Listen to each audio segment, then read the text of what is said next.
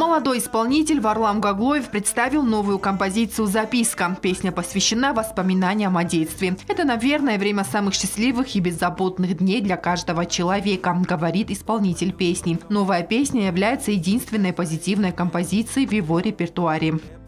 Написана она таким образом, что многим будет близка по тематике, всем она о чем-то. Моя цель была такая, чтобы всем напомнить дать им вспомнить все самые счастливые дни в детстве. К данной композиции пару дней назад в социальных сетях появился и клип. За короткое время был написан сюжет и подготовлена съемочная площадка. Моя первая записка адресована тебе, девочка, чье имя отзывается в душе.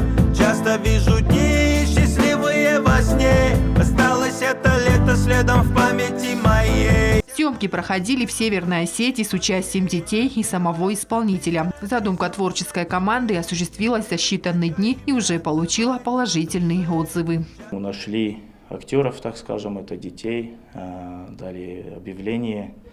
Где-то из детей родственников подключили, где-то желающие подключились сами. Огромное им спасибо за это. Это очень большая поддержка для нас. За 2 съемочных дня мы по-быстрому все отсняли, потому что начинали снимать утром, но было все равно очень жарко. И детей было жалко. Клип можно посмотреть на интернет-платформах. Помимо данной композиции у исполнителя есть песни на осетинском и английском языках. Молодой исполнитель выступает под псевдонимом Варлам Янг.